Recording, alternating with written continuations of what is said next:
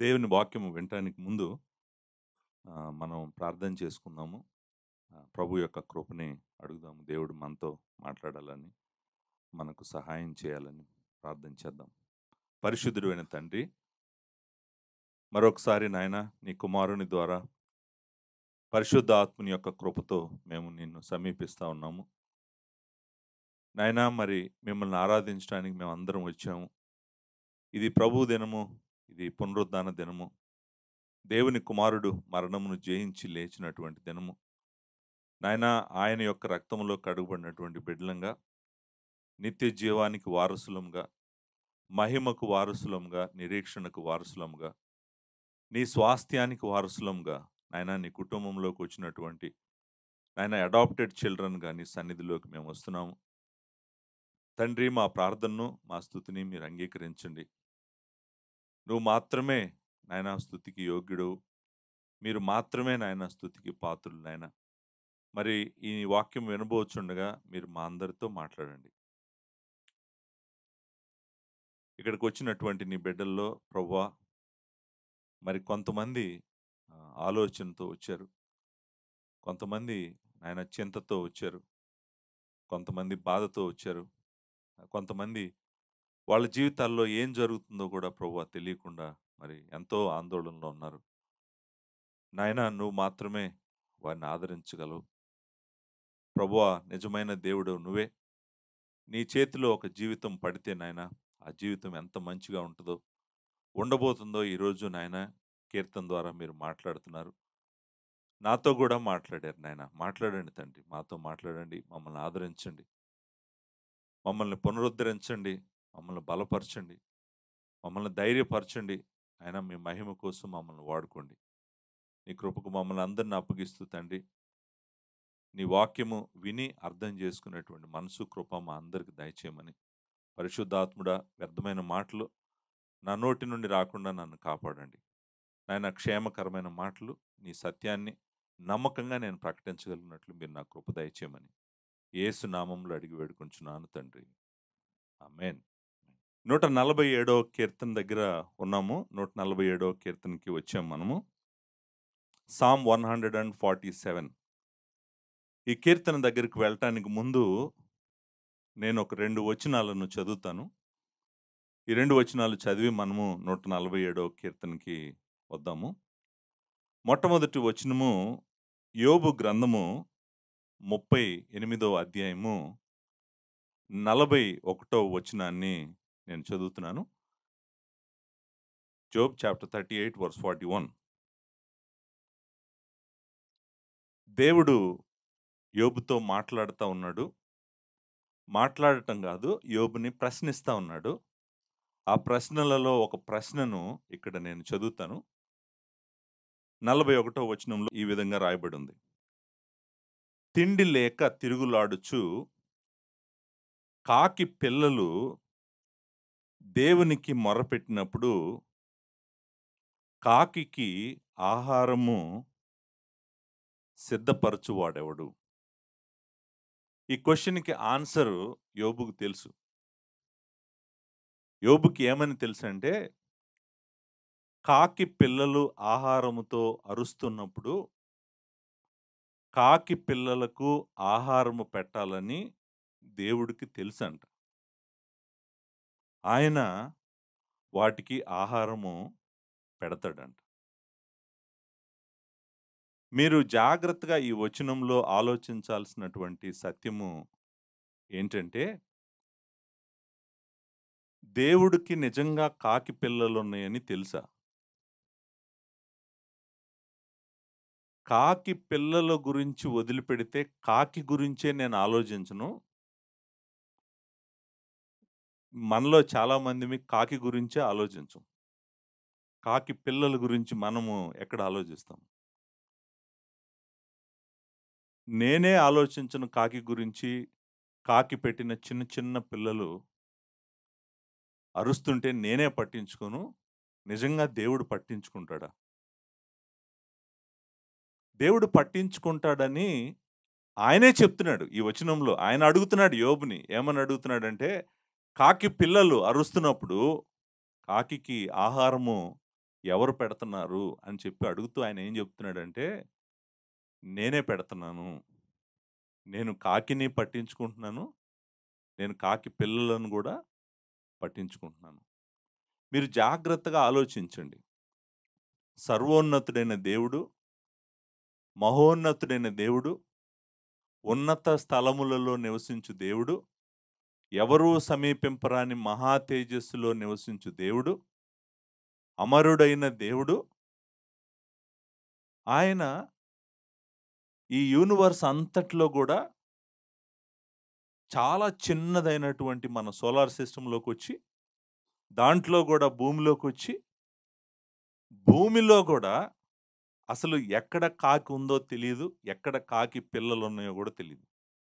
అంత కేర్ తీసుకుంటున్నాడా దేవుడు? నిజంగా అంత కేర్ తీసుకుంటున్నాడా దేవుడు?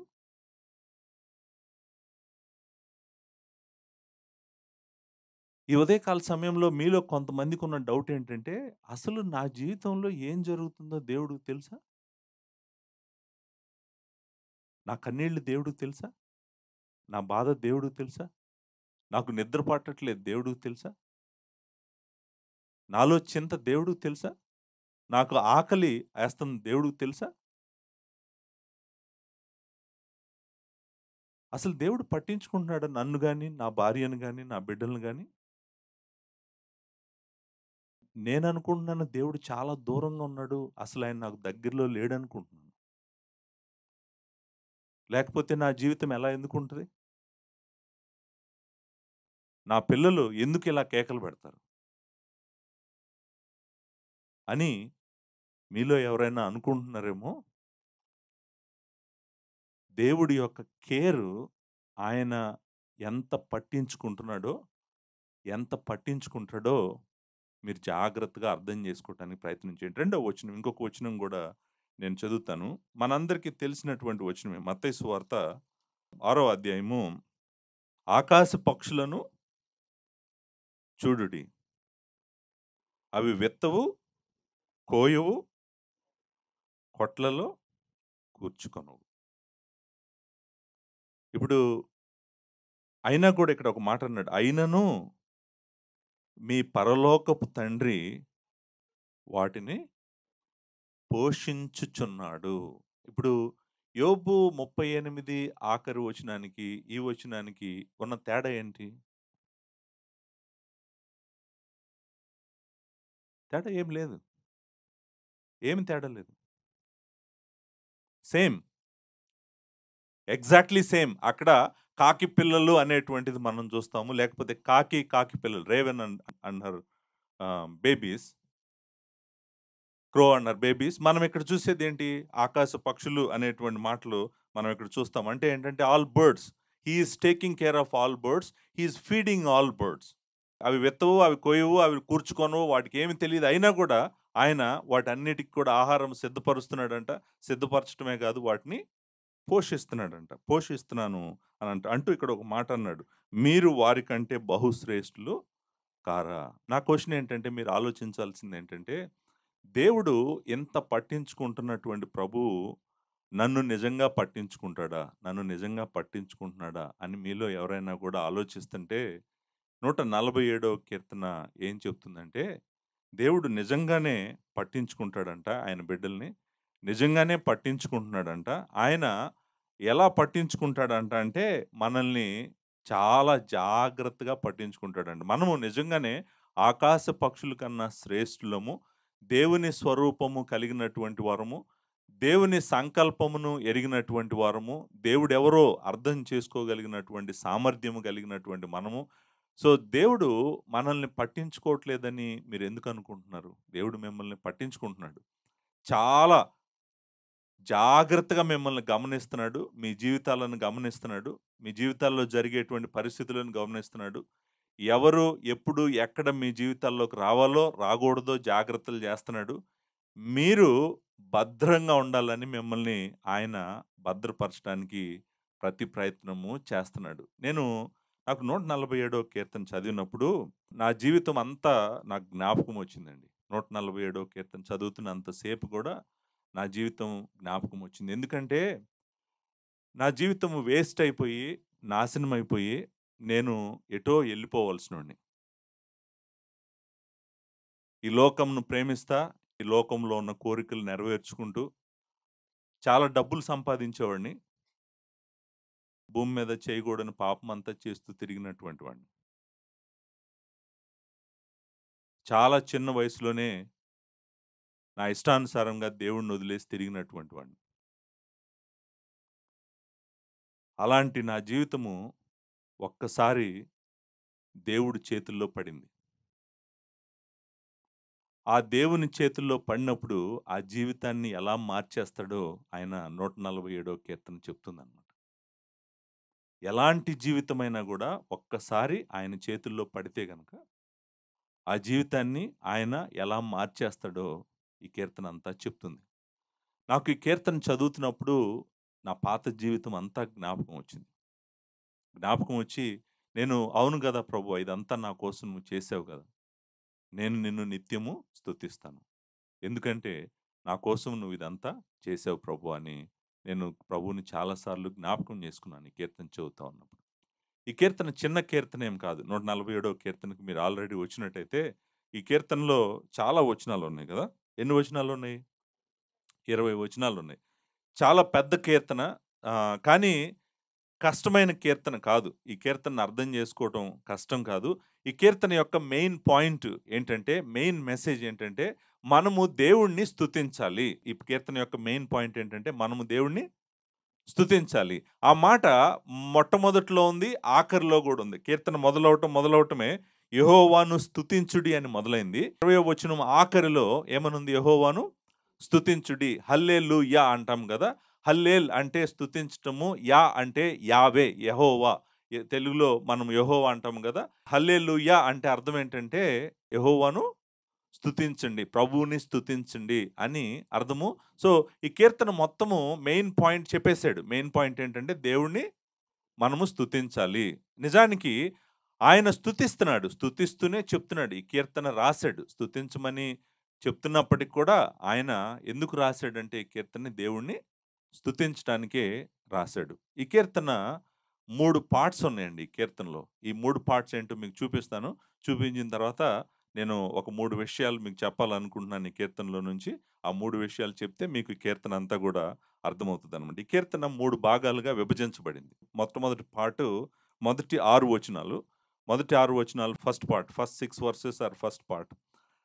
ఆ ఏడో వచనం నుంచి 11వ వచనం వరకు రెండో భాగం. 12వ వచనం నుంచి 20వ వచనం వరకు మూడో భాగం. సో, 3 భాగాలుగా ఈ కీర్తనను మనము డివైడ్ చేయొచ్చు. మీరు ఏ ఇంగ్లీష్ బైబిల్ చూసినా గూడా ఈ డివిజన్ క్లియర్‌గా కనిపిస్తది. ఈ డివిజన్ ఎనకాల ఒక కారణం ఉంది. అంటే ఇలా విభాగించటం ఎనకాల ఒక కారణం ఉంది.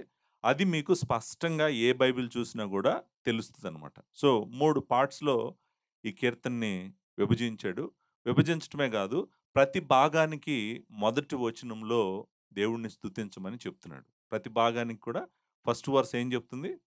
దేవుడిని స్తుతించమని చెప్తుంది. చూడండి మొదటి 6 వచనాల్లో మొదటి వచనం ఏం చెప్తుంది?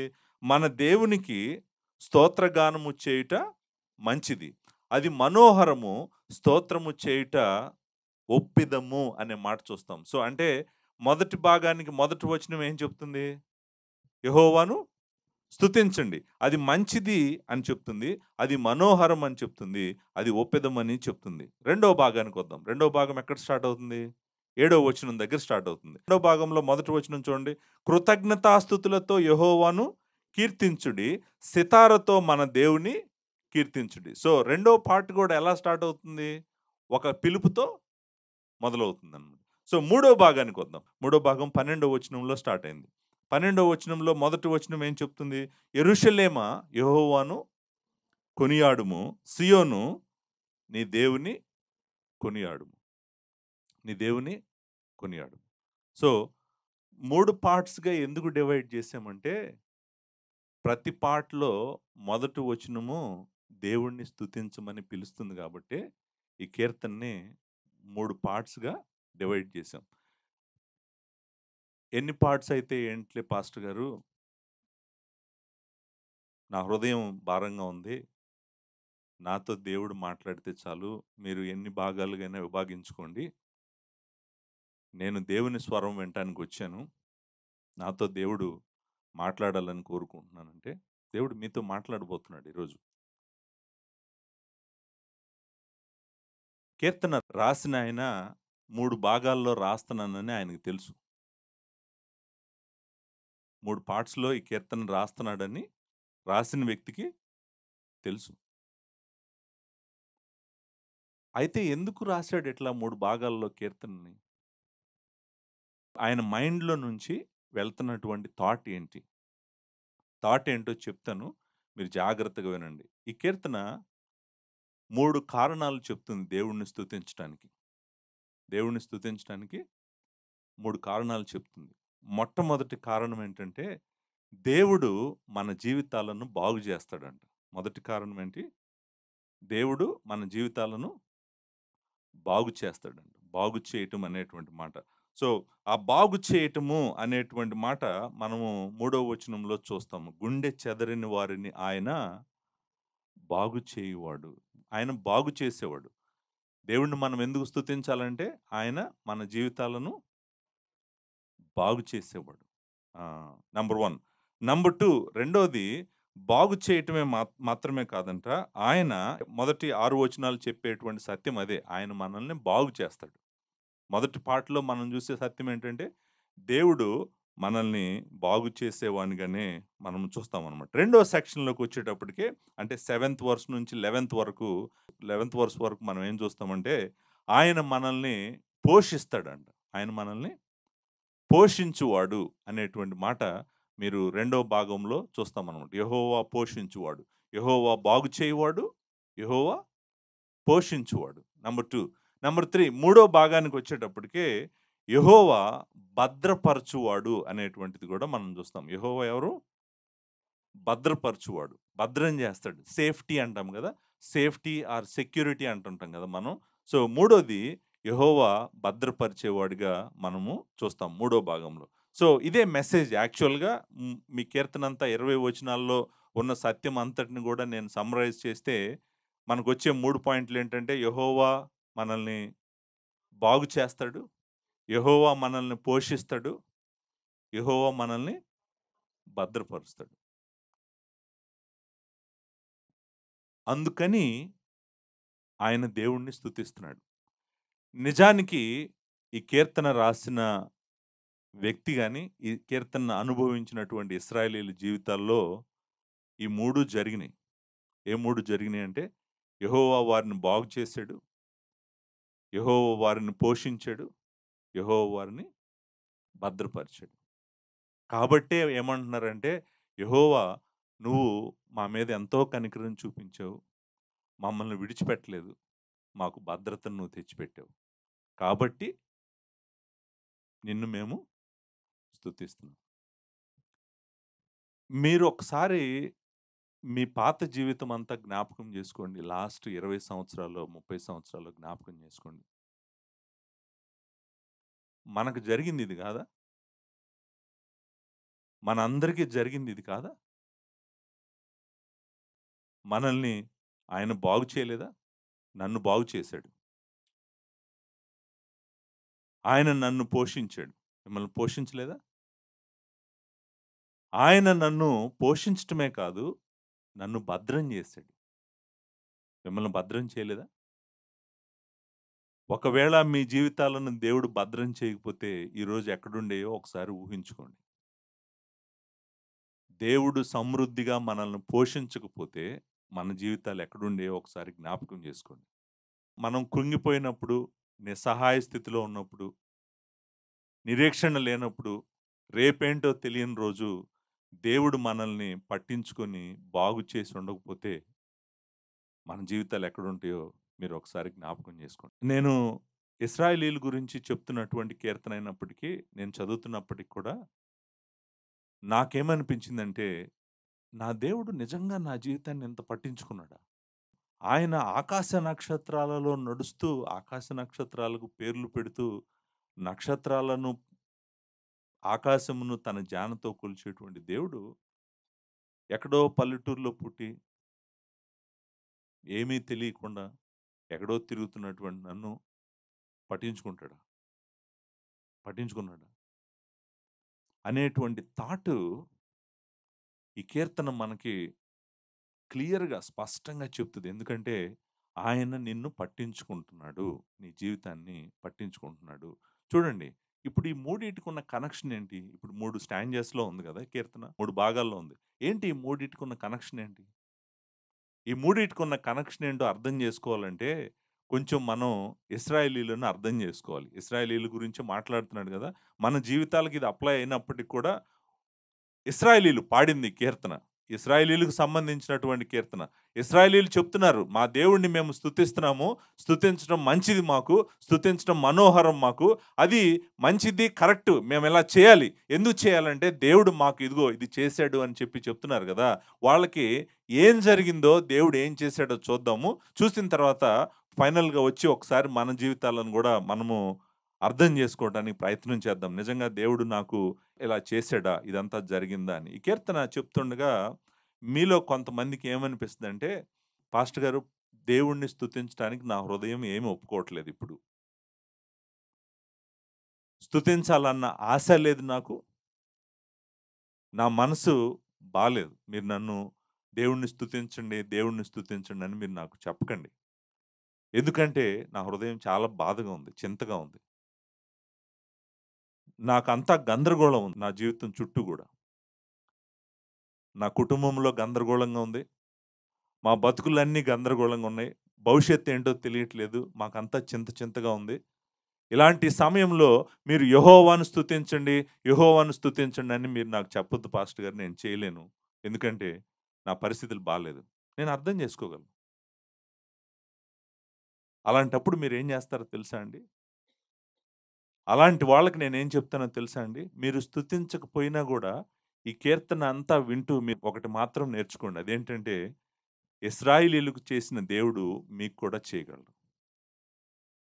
ఇశ్రాయేలీయులకు చేసిన దేవుడు, తన బిడ్డలకు చేసిన దేవుడు, నిబంధనలోకి తెచ్చుకున్న తన బిడ్డలకు చేసిన దేవుడు నీకు కూడా చేయగలడు. సో, నువ్వు స్తుతించకపోయినా గూడా ఇక్కడ చాలా సత్యం ఉంది. దేవుడు నా జీవితాన్ని మార్చాడు. నా జీవితాన్ని కట్టగలడు. నా జీవితాన్ని బాగు చేయగలడు. ముక్కలు ముక్కలైపోయిన పీసెస్ అన్నీ తీసుకొనొచ్చి, నేను ఒక గొడ్డల్లో నా జీవితం అంతా తీసుకొచ్చి, ఆ మూటని దేవుడి చేతుల్లో పెడితే, మరలా పగిలిపోయిన నా జీవితాన్ని మరలా కట్టగలడు. నా దేవుడు కట్టగలడు, బాగు చేయగలడు అని నువ్వు నేర్చుకోగలుగుతావు. అంతేకాదు దేవుడు మరి విరిగిపోయినటువంటి నీ జీవితానికి, ముక్కలైనటువంటి నీ జీవితానికి మరలా ఎవరు నీ జీవితంలోకొచ్చి నిన్ను ముక్కలు చేయకుండా భద్రం చేయగలడు. అది కూడా దేవుడు చేయగలడు. అంతేకాదు నిన్ను ఆయన పోషించిన విధంగా ఎవ్వరూ పోషించలేరు. చూడండి, నిజంగా ఆకాశ పక్షులను పోషిస్తున్నటువంటి దేవుడు నిన్నెందుకు పోషించడు? నిన్ను పోషిస్తాడంట. నిన్ను పోషిస్తానంటున్నాడు. ఆ పోషణ గూడా ఏ లెవెల్‌లో పోషిస్తాడో గూడా ఈ కీర్తనలో మనము చూడబోతా ఉన్నాం. సో, మీరు ఆల్రెడీ ఈ ఆశీర్వాదాలన్నీ అనుభవిస్తే దేవుడిని స్తుతించండి. ఒకవేళ ఈ ఆశీర్వాదాలు నేనేమి అనుభవించట్లేదు, నా జీవితం అంతా పాడైపోయిందనుకుంటే గనక, ఆ ముక్కలైన జీవితాన్ని దేవుడి దగ్గరికి తీసుకురండి. చక్కగా మిమ్మల్ని ఈ కీర్తనలో ఆయన ఏం చెప్తున్నాడో అదంతా కూడా మీకు దేవుడు చేయటానికి రెడీగా ఉన్నాడనమాట. సో, మనము మొదలు పెడదాం. మెయిన్ థాట్ అర్థమైంది. ఫ్లో అర్థమైంది మనకి. కాబట్టి కీర్తనలోకెళ్ళి కీర్తనను అర్థం చేసుకోవడానికి మనము ప్రయత్నం చేద్దాం. సో, ఫస్ట్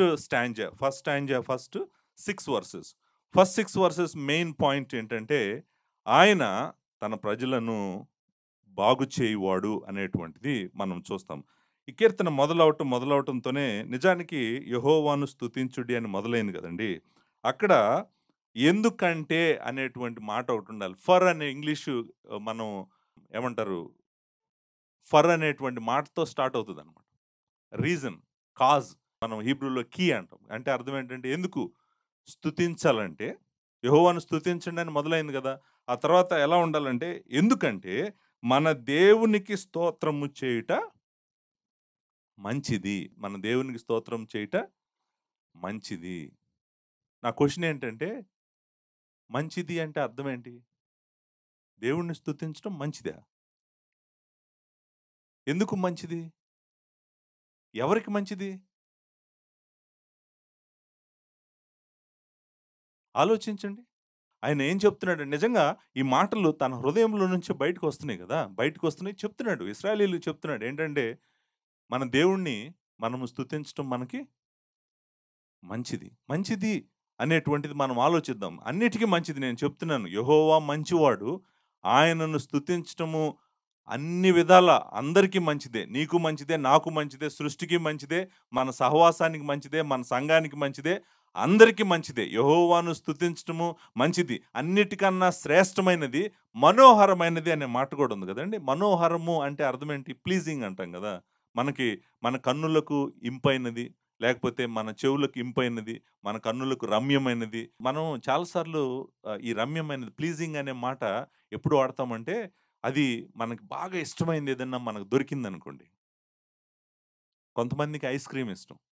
అది తింటుంటే వాళ్ళ కళ్ళల్లో ఆనందం చూడాలి మీరు. కొంతమందికి బిర్యానీ ఇష్టం.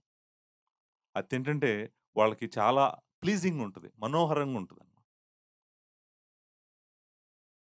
కొంతమందికి ఏదన్నా కొనుక్కున్నారనుకోండి, చాలా కాలంగా వాళ్ళకది ఇష్టం కొనుక్కోవాలి. కొనుక్కున్నప్పుడు వాళ్ళకది ఎలా అనిపిస్తదంటే చాలా ప్లీజింగ్‌గా అనిపిస్తది. ఆయనేమంటున్నాడంటే, యెహోవాను స్తుతించటమంట అన్నిటికన్నా గూడా తన జీవితంలో చాలా మనోహరమైందంట. నువ్వు నీ జీవితంలో మనం చాలా జేస్తాం. చాలా సార్లు సంతోషిస్తాం.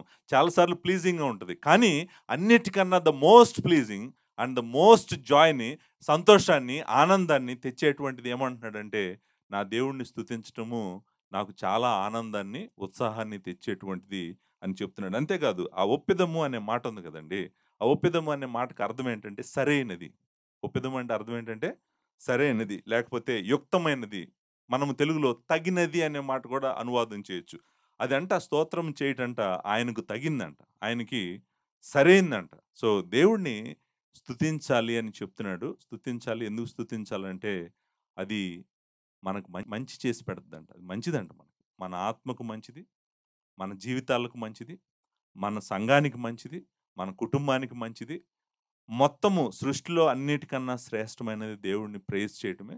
ఆ ప్రైజ్ చేయండి. ఎందుకంటే అది నీకు మంచిది మాత్రమే కాదు. అది నీకు మనోహరమైనదవ్వాలి. అది దేవుడు యోగ్యుడు కాబట్టి అది యోగ్యమైనది అని చెప్పి పిలుస్తున్నాడండి. అంటే ఇది పిలుపే. దేవుని బిడ్డల్ని పిలుస్తున్నాడు. మనం దేవుడిని స్తుతిద్దాం రండి.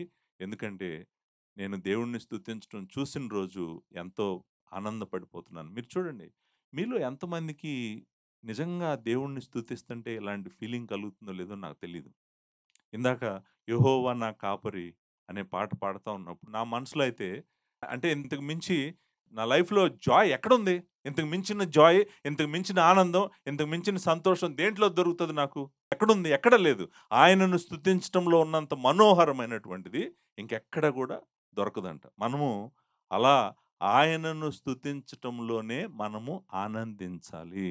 మనము చాలా సార్లు వేటిలో ఆనందిస్తాము? వేటిలో ఆనందిస్తామంటే వస్తువులను కొనుక్కోనో, ఇల్లు కట్టుకోనో, లేకపోతే మనకిష్టమైనయి తినో, మనకిష్టమైనయి చూసో. వరల్డ్ ట్రావెల్ ఏంటండి? What is world travel? Travelling around the world. What is it? భూమి చుట్టూ ప్రయాణం చేసి తిరగటం ఏంటండి? అంటే ప్లేసెస్ చూడాలి. ఏం జరుగుతది ప్లేసెస్ చూస్తే నీకు? నయాగరా ఫాల్స్ చూసావనుకో ఏం జరుగుతది నీకు? చూసావు. ఇక్కడి నుంచి ఎళ్ళావు. ఎళ్లి నయాగరా ఫాల్స్ చూసావు. చూస్తే ఏం జరుగుతది నీకు? ఒక అనుభూతి కలుగుతది గదా! పారిస్ ఎళ్ళావు. ఈఫిల్ టవర్ చూసావు. ఏం జరుగుతది? ఒక అనుభూతి కలుగుతది. ఆయనేమంటున్నాడో తెలుసా అండి? అన్ని అనుభూతుల కన్నా గూడా దేవుణ్ణి స్తుతించడం అనేటువంటి అనుభూతి చాలా మనోహరమైనది. చాలా మంచిది. అన్నిటికన్నా గూడా హైయెస్ట్ జాయ్ నిజంగా నేను ఇందాక సాక్ష్యం చెప్తున్నారు గదా! దేవుణ్ణి స్తుతించటంలో ఉన్నంత ఆనందము ఇంకొకటి లేదు. ఆయన మంచి చేతి నుంచి మనం ఎన్నో పొందాం. ఎంతో పొందాం. మన జీవితాలు ఇలా ఉన్నాయంటే ఈరోజు కారణం ఆయన. ఆయన్ని స్తుతించకపోతే ఎవరిని స్తుతిస్తావు నువ్వు? యెహోవా నీ జీవితానికి సంతోషం కాకపోతే, నువ్వింకా ఆయన్ని సరిగ్గా అర్థం చేసుకోలేదు. నీ సంతోషము వేరే మనుషుల్లో, పరిస్థితుల్లో, వస్తువుల్లో ఉందంటే, నిజంగా నువ్వింకా ఆయన్ని ఆరాధించటం నేర్చుకోలేదు. ఆయన్ని స్తుతించటం నేర్చుకోలేదు. స్తుతించండి. స్తుతించటానికి యెహోవా యోగ్యుడు. అది మంచిది. అది ఆయనకి మనకి యోగ్యమైనటువంటిది అనేటువంటి దాంతో ఆయన పిలుపుని ఇస్తా ఉన్నాడు. ఇప్పుడు చూడండి ఇక్కడి నుంచి చెప్తాడు. రెండో వచనంలో ఎందుకు ఆయనని స్తుతిస్తున్నాడు? ఎందుకు మనోహరం అని చెప్తున్నాడు? ఎందుకు మంచిదని చెప్తున్నాడు? చూడండి ఇక్కడ చెప్తాడు. యెహోవాయే యెరూషలేమును కట్టువాడు. చెదరిన ఇశ్రాయేలీయులను పోగు చేయువాడు. గుండె చెదరిన వారిని ఆయన బాగు చేయువాడు. వారి గాయములు కట్టువాడు. అసలు చూడండి. ఎన్ని చేస్తున్నాడో చూడండి వాళ్ళ కోసం. ఎన్ని చేస్తున్నాడో చూడండి వాళ్ళ కోసం. తన ప్రజల కోసము, తన బిడ్డల కోసము, తాను నిబంధనలోకి తెచ్చుకున్న వాళ్ళ కోసము అన్నీ చేస్తున్నాడు. ఆయనే చేస్తున్నాడు అన్నీ గూడా. ఇక్కడ మనము యెరూషలేమును కట్టువాడు. ఆ! అంతేకాదు చెదరిన ఇశ్రాయేలీయులను పోగు చేయువాడు. ఇప్పుడు మీరు జాగ్రత్తగా వినండి. అంటే ఈ కీర్తన నిజంగా ఇశ్రాయేలీయులు చెదిరిపోయిన తర్వాత అందరికి తెలుసు బబులోను సామ్రాజ్యానికి ముందు అస్సీరియన్ సామ్రాజ్యం వచ్చి ఇశ్రాయేలీయులందరిని చెదరగొట్టింది. అంతేకాదు తర్వాత బబులోను సామ్రాజ్యం వచ్చింది. ఇశ్రాయేలీయులందరిని అన్ని దేశాలకు చెదరగొట్టారు. బబులోను సామ్రాజ్యానికి కూడా వెళ్ళిపోయారు. మీరందరికి తెలుసు. డానియేల్, షడ్రక్, మెషక్, అబేద్నెగో వీళ్ళందరూ కూడా చెదిరిపోయారు. ఇశ్రాయేలీయులందరూ చెదిరిపోయారు. చూడండి వాళ్ళ సొంత దేశంలో నుండి, వాళ్ళ సొంత ల్యాండ్‌లో నుండి, వాళ్ళ ఇళ్లల్లో నుండి, వాళ్ళ పొలాల్లో నుండి మొత్తం అందరిని శత్రువు వచ్చి పట్టుకొని, తీసుకొని భూమి యొక్క నలుదిక్కులకి ఇసిరేసాడు. వాళ్ళ జీవితాలు అయిపోయినాయి అనుకున్నా. ఇప్పుడు ఆ మాటలున్నాయి గదండీ! చెదరిన వారు, గుండె చెదరిన వారు, గాయపడిన వారు. ఎందుకు ఈళ్ళకి గుండె చెదిరింది? ఎందుకు ఈళ్ళు గాయపడ్డారు? ఎందుకు ఈళ్ళు చెదిరిపోయారు? ఎందుకు చెదిరిపోయారంటే నిజంగానే శత్రువు వచ్చాడు. వచ్చి వీళ్ళ జీవితాల్లో మొత్తం అంతా గూడా ఎటు చూసినా గూడా నాశనము, చిందరవందరం. మీరేమైనా అనండి. వాళ్ళ జీవితాలు మంచిగా లేవు. వాళ్ళ జీవితాలు ముక్కలు ముక్కలైపోయినియి. చూడండి వేరే దేశాలకు బానిసగా వెళ్ళటం అంటే చూడండి. మనం బానిసల్ని ఎలా తీసుకెళ్ళిపోతారు? ఒంటి మీద ఎక్కువ బట్టలు లేకుండా, చేతులకి, కాళ్ళకి కట్టుకుంటూ, ఎడారిలో, ఇసుకలో వరుసన లైన్‌లో నిలబెట్టుకొని నడిపించుకుంటా తీసుకెళ్లారనుకోండి. వందల కొలది మైల్స్, కిలోమీటర్స్, వేల కిలోమీటర్స్. చాలా మంచి లైఫ్ బతికావు నువ్విక్కడ. మంచి ఇళ్ళు, మంచి పొలాలు, మంచి తోటలు, మంచి సంపద ఇదంతా పోగొట్టుకొని, ఒక దేశానికి బానిసైపోయి, నువ్వు చెదిరిపోయి వేరే దేశాల్లోకెళ్ళిపోయావనుకోండి. నీ గుండె ఏం చెదరకుండా ఉంటదా? నీ జీవితం మొత్తం, నీ జీవితం, నీ ఫ్యామిలీ, నీ ఇల్లు, నీ పొలాలు మొత్తం నీ కళ్ళ ముందే సర్వనాశనం అయిపోయి, నువ్వు ఒక దేశానికి బానిసగా ఎళ్ళిపోయావనుకోండి. ఎళ్ళిపోయినప్పుడు దేవుడు నీ మీద కనికరించాడనుకోండి. ఎంత కనికరించాడో చెప్తున్నాడు. ఏంటంటే, నిజానికి నెబుకద్రెజర్ వచ్చినప్పుడు యెరూషలేమును మొత్తము నాశనం చేశాడు. యెరూషలేం నాశనం అయిపోయింది. దేవాలయం నాశనం అయిపోయింది. గోడలు గూడా నాశనం అయిపోయినాయి. యెరూషలేం మొత్తం ఫ్లాట్ అయిపోయింది. ఫ్లాట్ అంటే తెలుసు మొక్కలు మొక్కలైపోయి కింద పడిపోయింది. తగలబెట్టేసాడు. ఆఖరి దేవాలయాన్ని కూడా తగలబెట్టి ఎళ్ళిపోయాడు. మొత్తం రక్తం పారినటువంటి పట్టణం అన్నమాట. అలాంటి పరిస్థితుల నుంచి మరలా దేవుడు వాళ్ళ వైపు తిరిగాడంట. వాళ్ళని కనికరించాడంట. ఒక మాట మీకు చెప్పి నేను ముందుకెళ్తాను. అదేంటో తెలుసా అండి? వాళ్ళ జీవితాలు అలా అయిపోవటానికి కారణం వాళ్ళు చేసిన పాపమే. వాళ్ళు దేవుని మీద తిరుగుబాటు చేశారు. దేవుని వాక్యాన్ని, నిత్య జీవాన్ని వద్దనుకున్నట్టుగా నడిచారు వాళ్ళు. వాళ్ళ పాపము వలన, వాళ్ళ పాపపు శిక్ష వాళ్ళ మీదకొచ్చి పడింది. పడటం వల్ల వాళ్ళ జీవితాలు ఇలా అయిపోయినాయి. నేను చెప్తున్నాను ఈరోజు గూడా ఇక్కడ కూర్చున్న వాళ్ళలో గూడా మీ అందరి జీవితాల్లో గూడా మీ జీవితాలు మొక్కలైపోవటానికి కారణం గూడా మీరు చేసిన పాపమే. మీరు చేస్తున్నటువంటి పాపమే. మీరు పాపము చేస్తూ, పాపములో ఉంటూ దేవుడు నన్ను కనికరించాలని నువ్వెన్ని సార్లు అరిసినా గూడా దేవుని శిక్ష ఒస్తది గానీ, దేవుని తీర్పు ఒస్తది గానీ, దేవుని కనికరం నీ మీదకి రాదు. నువ్వు మొత్తం నువ్వు నువ్వు నిన్ను పూర్తిగా నువ్వు చేసిన పాపానికి శిక్షించిన తర్వాతే దేవుడు నీ వైపు తిరుగుతాడు. ఎందుకంటే తను ప్రేమించినటువంటి కుమారుడిని దేవుడు తప్పకుండా శిక్షిస్తాడు. ఈళ్ళని శిక్షించాడు. వీళ్ళు తన ప్రజలే. తను రెక్కల మీద పెట్టుకొని తెచ్చుకున్న బిడ్డలీళ్ళు. గద్ద రెక్కల మీద తన పిల్లల్ని ఎలా మోస్తదో ఇశ్రాయేలీయుల్ని అలా మోసి తన దగ్గరికి తెచ్చుకున్నాడు. పాలు తేనెలు ప్రవహించేటువంటి ప్రాంతం ఇచ్చాడు. మంచి ఇళ్ళు ఇచ్చాడు. మంచి సంపద ఇచ్చాడు. అన్నీ ఇస్తే ఏం చేశారో తెలుసా? బాగా సంపాదించుకొని వెండి బంగారంలు అన్నీ పొందిన తర్వాత యెహోవాను స్తుతించడం మానేశారు. బీదలను అణగదొక్కటం మొదలుపెట్టారు. బలాత్కారం మొదలుపెట్టారు. విగ్రహాలను చేసుకొని ఆరాధించడం మొదలుపెట్టారు. మొదలుపెట్టారు కాబట్టి దేవుడు ఏం చేశాడంటే వీళ్ళని శిక్షించాడు. శిక్షించినప్పుడు వీళ్ళు మొత్తం చెదిరిపోయారు. చెదిరిపోయిన తర్వాత మరలా దేవుడు తన ప్రవక్త అయిన యెర్మీయా ద్వారా చెప్పాడు. నేను మరలా వీళ్ళని పోగు చేస్తానని. 70 సంవత్సరాల తర్వాత నేను మళ్ళీ వీళ్ళని దర్శిస్తాను. వీళ్ళని పోగు చేస్తాను. వీళ్ళని తీసుకొస్తాను. తీసుకొస్తమే కాదు, మరలా నేను జాగ్రత్తగా యెరూషలేమును కడతాను అని వాగ్దానం చేశాడు. వాగ్దానం చేసిన దేవుడు ఇప్పుడు చక్కగా మరలా కట్టాడంట. కడతన్నాడంట. యెహోవాయే యెరూషలేమును కట్టువాడు. చెదరిన ఇశ్రాయేలీయులను పోగు చేయడు. He is the one who scattered them throughout the world and he says now he is gathering them to Jerusalem. అంతేకాదంట. గుండె చెదరిన వారిని ఆయన బాగు చేయువాడు. హీలింగ్.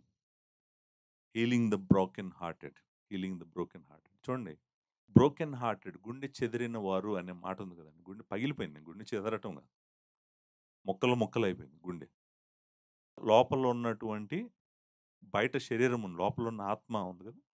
మొత్తం లోపలంతా ముక్కలు ముక్కలైపోయారంట. అలాంటి ముక్కలైపోయిన ఈళ్ళ జీవితాలను ఏం చేశాడంట ఆయన? ఏం చేశాడంట? బాగు చేశాడు.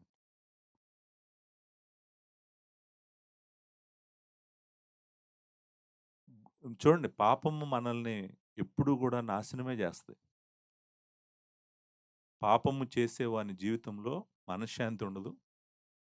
పాపం చేసేవాళ్ళు లోపల మొక్కలైపోతారు ముందు. బయట తర్వాత అవుతారు. ఎప్పుడు అంతే. వ యుద్ధం గూడా ఎప్పుడు అలానే ఉంటది. లోపలే ముందు ఓడిపోతాం. తర్వాతే బయట ఓడిపోతాం. ఎవరైతే సిన్ చేస్తా ఉన్నారో, పాపం చేస్తా ఉన్నారో, దేవుని శిక్షను అనుభవిస్తా ఉన్నారో, వాళ్ళు లోపల ఆల్రెడీ ముక్కలైపోయారు. కానీ దేవుడేమంటున్నాడంటే, నువ్వు ఏ రోజైతే ఆయన వైపు తిరుగుతావో, ఆయనను ఆశ్రయిస్తావో, ముక్కలయిపోయినటువంటి నీ జీవితాన్ని గూడా మళ్ళా మళ్ళా బాగు చేస్తాడు. ఆయన ఒక్కడే బాగు చేయగలడు. గుర్తుపెట్టుకో. లోపల ఎన్ని ముక్కలైపోయినాయో ఆయనకి తెలుసు. ఆ ముక్కలన్నిటిని బాగు చేయగలిగిన వాడు దేవుడొక్కడే.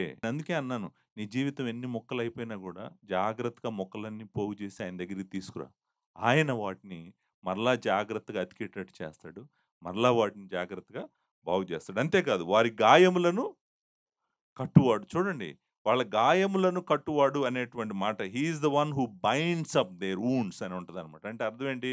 వాళ్ళకి ఎన్నో గాయాలైనయి. చాలా గాయాలైనయి. గాయాలన్నిటిని గూడా ఆయన కట్టువాడంట. జాగ్రత్తగా అంటే ఏంటి?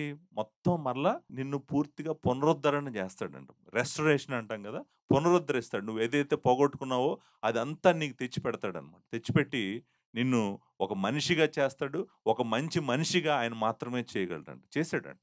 చేశాడు అని చెప్పి వాళ్ళు ఆయన్ని స్తుతిస్తా ఉన్నారు. మన జీవితాల్లో గూడా అంతే. చాలా చిన్న వయసులో చాలామంది చేయకూడని పాపం చేస్తారు. చేసినప్పుడు వాళ్ళ జీవిత కాలము కన్నీళ్లు కారుస్తూనే ఉంటారు. నేనేమంటానంటే, నీ జీవితంలో ఏం జరిగినా, ఏ తప్పు జరిగినా గూడా, నువ్వు దేవుడి శిక్షను అనుభవిస్తా ఉన్నావు గాబట్టి, నువ్వు దేవుని వైపు తిరుగు. ఆయన వైపు తిరిగి, తండ్రి నన్ను క్షమించు, నేను పాపం చేశానని నువ్వు అడగటం మొదలుపెట్టావంటే, నీ లోపల మరలా ఆయన కట్టటం మొదలుపెడతాడు. నిన్ను మంచిగా చేయటం మొదలుపెడతాడు దేవుడు. చక్కగా చేస్తానని చెప్తున్నాడు. వాగ్దానం చేస్తున్నాడు. ఇశ్రాయేలీయులకు చేసాడంట. ఆయన బిడ్డలకు చేసాడంట. మనం క్రొత్త నిబంధనలో ఉన్నాము. ఆయన కుమారుడి రక్తం చేత కడగబడ్డాం. మనకెందుకు చేయడు దేవుడు? తప్పకుండా చేస్తాడు. చేస్తాడు కాబట్టి నీ జీవితాన్ని ఆయన దగ్గరికి తీసుకురమ్మంటున్నాడు. ఇక 4 వచనము, 5 వచనము చాలా ఇంపార్టెంట్ వర్స్. మనము 2 వచనం, 3 వచనంలో దేవుడు మనకు సమీపంగా ఉన్నట్టు చూస్తాం గదా! దేవుడు మన గాయాలను పట్టించుకుంటున్నాడు. చెదిరిపోయిన గుండెలను పట్టించుకుంటున్నాడు. చెదిరిపోయిన మనల్ని పట్టించుకుంటున్నాడు. మనం నివాసం ఉంటున్న మన పట్టణాన్ని కడతన్నాడని కనపడతది గదా! 4 వచనం, 5 వచనం చూడండి. అంటే మన జీవితాలను పట్టించుకునే దేవుడు ఎవరో చెప్తుంది. నెక్స్ట్ 2 వర్సెస్ 4 వచనం, 5 వచనం. ఎవరీయన? నక్షత్రముల సంఖ్యను ఆయన నియమించి ఉన్నాడు. వాటికన్నిటికి పేరులు పెట్టుచున్నాడు. నక్షత్రాల సంఖ్య తెలియనోళ్ళు చాలామందున్నారు. నాకు తెలిసి ఎవరికీ తెలీదు. మనల్ని ఎవరైనా సాయంత్రం బయటికి తీసుకెళ్ళి, అదిగో ఆకాశం వైపు చూడు, నువ్వు లెక్క పెట్టగలిగితే లెక్కపెట్టు అన్నాడనుకోండి దేవుడు. నాకు తెలీదు ఎంతమంది లెక్క పెట్టగలరు. అబ్రహాము ప్రాబబ్లీ నేను అనుంటాడు, నేను లెక్క పెట్టలేను అనుంటాడు. ఇసుక రేణువుల దగ్గరికి తీసుకెళ్ళి లెక్కబెట్టు అన్నాడు అనుకోండి. నాకు తెలిసి లెక్కబెట్టాలి. ఎవరు లెక్కబెట్టలేరు. ప్రపంచంలో మోస్ట్ పవర్‌ఫుల్ టెలిస్కోప్స్ కూడా తెలీదు. మన కంటి సంగతి పక్కన పెట్టండి కొంచెంసేపు. ఆకాశంలో ఎన్ని నక్షత్రాలున్నాయో ఎవరికీ తెలీదు. ఈ సృష్టి ఎంత పెద్దదో ఎవ్వరికీ తెలీదు. ఆయన ఎంత గొప్పవాడంటంటే, మనకు ఆశ్చర్యపడాల్సిందేంటంటే, రెండో వచనం, మూడో వచనం and you compare second verse, third verse with fourth verse and fifth verse. We see him as a imminent God. అంటే అర్థం ఏంటంటే, మనకు సమీపంగా, మనకు దగ్గరగా, మన గుండెల్లోకి వచ్చినట్టుగా, మన గుండెలు ఇరిగిపోయిన గుండెలను పట్టుకున్నట్టుగా, మనల్ని కడుతున్నట్టుగా, గాయపడిన వారిని దగ్గరికి తీస్తున్నట్టుగా మనకు సమీపంగా కనిపిస్తాడు. రెండో వచనం, మూడో వచనంలో. నాలుగో వచనం, ఐదో వచనంకి వచ్చేటప్పటికే ఆయన ట్రాన్సెండెంట్‌గా ఎమినెన్స్ అండ్ ట్రాన్సెండెన్స్ అంటాం మనం ఈ రెండిటిని. అంటే ఏంటంటే చాలా ఎక్కడో ఉన్నాడు ఆయన. ఆయన ఎక్కడున్నాడో మనకు తెలీదు. ఆయన ఎంత పెద్దవాడో మనకు తెలీదు. ఎంత గొప్పవాడో మనకు తెలీదు. ఆయనను అసలు ఊహించటం మన వల్ల కాదు. ఆయన్ని మనం అర్థం చేసుకోవటం కూడా మన వల్ల కాదు. ఆయన ఎంత గొప్పవాడో మనకు తెలీదు. అసలు అంటే అర్థం ఏంటంటే మనకు దగ్గరగా ఉన్నట్టు, మనతో ఉన్నట్టు ఉంటుంది. At the same time he is the most powerful and the most mighty God అని మనము చూస్తామనమాట. ఆకాశంలో నక్షత్రాలను ఇంట్రెస్టింగ్ మీరు గమనించాల్సిందేంటంటే ఆయనకి ఎగ్జాక్ట్ నంబర్ తెలుసంట. కాకి పిల్లల ఎగ్జాక్ట్ నెంబర్ తెలుసు ఆయనకి. ఆకాశంలో నక్షత్రాలకి ఎగ్జాక్ట్ నెంబర్ తెలుసు ఆయనకి. చూడండి, that is our God. Why he will not care for you? He will care for you. నిన్నెందుకు పట్టించుకోడు? ఆయనకి భూమి మీద ఆకాశ పక్షులు ఎన్ని ఉన్నాయో తెలుసు. ఆకాశ పక్షులు మాత్రమే కాదు, ఏ తల్లి దగ్గర పిల్లలు ఉన్నాయో కూడా తెలుసు. ఆ తల్లికి ఎన్ని పిల్లలు ఉన్నాయో కూడా. అట్ ద సేమ్ టైం మన దేవుడికి ఏం తెలుసు అంట? నక్షత్రాల సంఖ్య ఎగ్జాక్ట్గా ఎన్నున్నాయో తెలుసంట. ఇప్పుడు ఈయన ఏమంటారు? జ్ఞానవంతుడని అలా ఏమనాలి ఈయన్ని? ఈయనకి ఎంత జ్ఞానం ఉందంటారు? 5వ వచనం రెండో పార్ట్ ఏం చెప్తుంది? ఆయన జ్ఞానమునకు మితి లేదు. ఆ! మితి లేదంటే మీకు తెలుసు గదా! It's beyond measure. You cannot measure his wisdom. I don't know how wise he is. అంటే అసలు ఆయన్ని ఊహించుతుంటేనే మనకు అర్థం కావట్లేదు. మన మైండ్ బ్లాక్ అయిపోతుంది. అంటే ఎంత ఎంత జ్ఞానవంతుడు. అరే అట్ ద సేమ్ ఒకసారి సీతమ్మ దారిలో మా ఇంట్లోకొచ్చి మా జీవితాలను పట్టించుకుంటున్నాడు. అట్ ద సేమ్ టైమ్ యూనివర్స్‌లో ఉన్నటువంటి స్టార్స్ అన్నిటి నంబర్స్ తెలుసంట ఆయనకి. యోబుని అడుగుతాడు 38, 39. అసలు యాక్చువల్‌గా ఈ కీర్తనకి, యోబు గ్రంథానికి చాలా టైట్ కనెక్షన్ ఉంది. మీరు ఆకాశంలో నక్షత్రాలను చేసిందెవరు? ఈ నక్షత్రాలకి పేర్లు పెట్టిందెవరు? మీరు మీరు యోబు గ్రంథం చదువుతా ఉన్నారనుకోండి, మనకిదంతా అర్థమవుద్దంట. అంటే సంఖ్యను నియమించాడంట. వాటన్నిటికి పేర్లు గూడా పెట్టాడంట. వాటన్నిటికి పేర్లు పెట్టాడు. వాటన్నిటి పేర్లు పెట్టడమే గాదు, పేర్లు పెట్టి వాటిని ఆయన పిలుస్తా ఉంటాడంట. యెషయా గ్రంథం 40వ అధ్యాయము 26వ వచనం ఒకసారి చదువుదాం. మీ కన్నులు పైకెత్తి చూడుడి. వీటిని ఏముంటాయి పైకెత్తి చూస్తే కన్నులు? ఆ! వీటి లెక్క చొప్పున వీటి సమూహములను బయలుదేరజేసి వీటన్నిటికి పేరులు పెట్టి పిలుచువాడే గదా! తన అధిక శక్తి చేత తనకు కలిగి ఉన్న బలాతిశయము చేతను ఆయన ఒక్కటి అయినను విడిచిపెట్టడు. చూసారండి అసలు ఎంత మెటిక్యులస్‌గా ఉందో చూడండి స్టేట్‌మెంట్ కూడా. Not even one, one star goes out of his hand or his eyes. ఆయన జ్ఞానానికి తప్పుకొని పక్కకెళ్ళటానికి అవకాశమే లేదంట. మొన్న నేను చెప్పాను మన దేవుడు ఎవరు? అనంతుడు అని చెప్పాను. ఆయన ఆయనకి హద్దులు లేవు. ఆయన ఎంతుంటాడు? ఎవరు ఆయన అనేటువంటిది మనం అర్థం చేసుకుంటే మనకు అర్థమవుతదనమాట. మన దేవుడు అంత గొప్ప దేవుడు. వాటన్నిటికి పేరులు పెడుతున్నాడంట. పేర్లు పెట్టి పిలుస్తున్నాడంట. 5వ వచనం. మన ప్రభువు గొప్పవాడు. ఆయన అధిక శక్తి గలవాడు. అంటే నేను మీకు మళ్ళీ ఈ వచనం వర్ణించాల్సిన అవసరం లేదు. నేను ఎంత గొప్పవాడో చెప్పేసాను ఆల్రెడీ మీకు. అంత అధిక శక్తి గలవాడో కూడా చెప్పేసాను. Great is our Lord and abundant in power. మనకి ఈయనొక్కడు చాలండి. ఎవ్వరు అవసరం లేదు. మనకి ఎవ్వరు అవసరం లేదు. ఎవ్వరు ఏం చేయలేరు మనకి. ఈయనుంటే చాలు.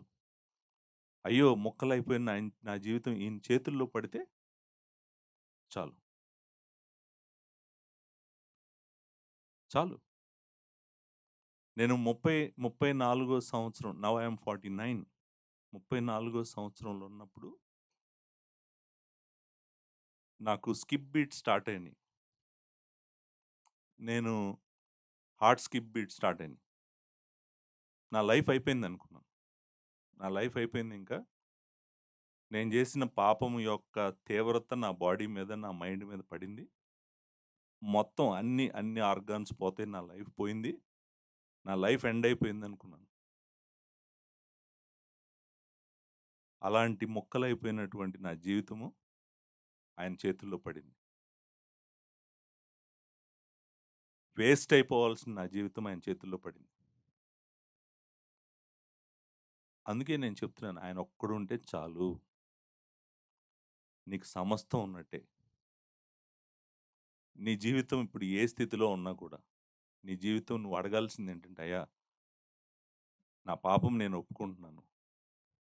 నన్ను నీ బిడ్డగా మరలా అంగీకరించు. నేను నీ బిడ్డనే. నేను తప్పిపోయాను. నన్ను క్షమించు. ముక్కలైపోయిన నా జీవితాన్ని నువ్వు మరలా నీ దగ్గరికి తీసుకో. నువ్వు కట్టు. నువ్వు చాలా బాగా కట్టగలవు. మాటలన్నీ గుండె చెదిరిపోయినటువంటి నా గుండె చెదిరిపోయినటువంటి వాడిని నేను. ఫిజికల్ హార్ట్ కూడా చెదిరిపోయినటువంటి వాడిని. నేను లోపల ఉన్న గుండె చెదిరిపోవటం కాదు. నా హార్టే పగిలిపోతదేమో అని అన్నటువంటి పరిస్థితుల్లో ఉన్నటువంటి వాడిని. అలాంటి నా జీవితము ఆయన కట్టాడు. ఆయన బాగు చేశాడు. గాయాలనన్నిటిని కట్టుకుంటూనే వస్తున్నాడు. ఎవరు ఈయన అని నేను చూస్తే ఆయన అంటాడు, నాలాంటి వాడు ఇంకెవరూ లేరు. నా వంటి వాడు ఇంకెవరు లేరు. ఆయన జ్ఞానం గురించి కూడా మాట్లాడాడు కదా! ఆయన జ్ఞానం నాకు మితి లేదు. మితి లేదు అని 6వ వచనంలో ఇలా ఆయనంట, యెహోవా దీనులను లేవనెత్తుతాడంట. కానీ దుష్టులను మాత్రం ఆయన నేలను కూల్చుతాడంట. భక్తిహీనులు అనే మాట వెనకాల ఉన్న మాట వికెడ్ పీపుల్. Wicked people. ఎవరైతే ఆయన మీద తిరుగుబాటు చేసి, వాళ్ళ ఇష్టానుసారంగా బ్రతుకుతూ, వాళ్ళ కోరికలు నెరవేర్చుకుంటూ, వేరే వాళ్ళ జీవితాలను నాశనం చేస్తా ఉంటారో, వాళ్ళని ఎక్కడికక్కడ లాగి కింద పడేస్తుంటాడంట. కింద పడేసి మనకు తెలుసు కిందకి cast the wicked to the ground. So, wicked పీపుల్‌ని ఆళ్ళు పైకి ఎక్కాలని చూస్తానే ఉంటారు. బలహీనుల్ని, బాధపడుతున్న వాళ్ళు ఇప్పుడు ఆ మాట చూడండి. అక్కడ దీనులు అనే మాట ఉంది కదండీ! ఆ దీనులు అనే మాట హంబుల్ అనేటువంటిది ఒక ట్రాన్స్‌లేషన్. నిజానికి దాని వెనకాల ఉన్న మాట ఏంటంటే అఫ్లిక్టెడ్, బాధపడుతున్నవారు, కష్టంలో ఉన్నవాళ్ళు. చూడండి ఆయనంట బాధపడుతున్న వాళ్ళని లేవనెత్తుతాడంట. ఇప్పుడు బాధపడుతుంది ఎవరు? కష్టంలో ఉంది ఎవరు? ఈ దుష్టులు ఎవరు? చూడండి, ఎవరైతే వచ్చి వీళ్ళ జీవితాల మీద పడి వీళ్ళ జీవితాలను నాశనం చేశారో, దేవుడు ఏమంటున్నాడంటే నేను వాళ్ళని కింద లాగి పడేస్తాను. కానీ మీరు విరిగిపోయి ముక్కలైపోయి ఉన్నారు. మీ మీద మాత్రం నేను కనికరం చూపిస్తాను. I will lift you up. I will lift you up because you are afflicted, you are humble, you are broken hearted and you have wounds all over your place. I will care for you. నేను మిమ్మల్ని జాగ్రత్తగా చూస్తాను.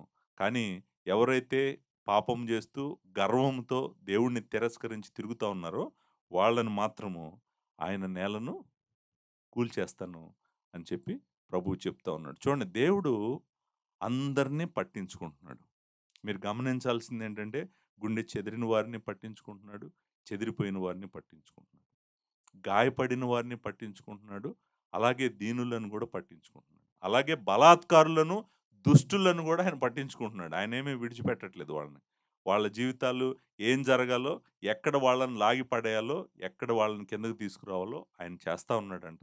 ఆయన చేస్తానే ఉంటాడంట. So, మొట్టమొదటి point మనం చూసేదేంటంటే, మొదటి 6 వచనాల్లో మన దేవుడు మన జీవితాలని బాగు చేస్తాడు. బాగు చేస్తాడు. బాగు చేస్తున్నాడు. బాగు చేశాడు. బాగు చేస్తానే ఉంటాడు. మీరు ఏ ఫేజ్‌లో ఉన్నారో నాకు తెలీదు మీ జీవితం. నా జీవితం అయితే బాగు చేశాడు. ఒకవేళ ఈరోజు మీ జీవితం ముక్కలైపోయి ఉంటే గనక ఆయన చేతుల్లో పెట్టండి. ఆయన బాగు చేస్తాడు. ఈరోజు నేను స్తుతించగలుగుతున్నాను. ఈరోజు మీరు స్తుతించలేకపోతే గనక మీరు ఏం చేస్తారంటే, ఈరోజు మీ జీవితాన్ని ఆయనకు అప్పగించేయండి. రాబోయే రోజుల్లో మీరు చక్కగా దేవుడిని మీరు స్తుతించగలుగుతారు. సో, ఇప్పుడు బాగు చేశాడు. తీసుకొచ్చాడు. ఇంటికి తీసుకొచ్చాడు చెదిరిపోయిన వాళ్ళందరిని. ఎక్కడెక్కడ చెదిరిపోయారో వాళ్ళందరిని ఎక్కడికి తీసుకొచ్చాడు? యెరూషలేముకి తీసుకొచ్చాడు. యెరూషలేముకి తీసుకొచ్చి యెరూషలేముని ఏం చేస్తున్నాడు? కడతన్నాడు. కట్టడమే కాదు, వాళ్ళని ఏం చేస్తున్నాడిప్పుడు? ఆ! బాగు చేస్తున్నాడు. పోగు చేశాడు. పోగు చేయడం అయిపోయింది. పోగు చేశాడు, ఇంటికి తీసుకొచ్చాడు, యెరూషలేమును కడతన్నాడు. అంతేకాదు, ముక్కలైపోయిన వాళ్ళ జీవితాలను బాగు చేస్తున్నాడు. బాగు చేసి మళ్ళీ ఆయన వదిలేసాడనుకోండి, ఏమవుతది ఆళ్ళ జీవితం? ఏమవుతది? ఆ! ఏమీ కాకుండా మళ్ళీ జాగ్రత్త చేయాలంటే, ఆయన చేయాల్సిన పని ఇంకా చాలా ఉంది. మనము 7వ వచనం నుంచి 20వ వచనం వరకు చూద్దాము. దేవుడి విస్తారమైన కృప మీ అందరికీ తోడుగా ఉండుగాక. Thank you very much.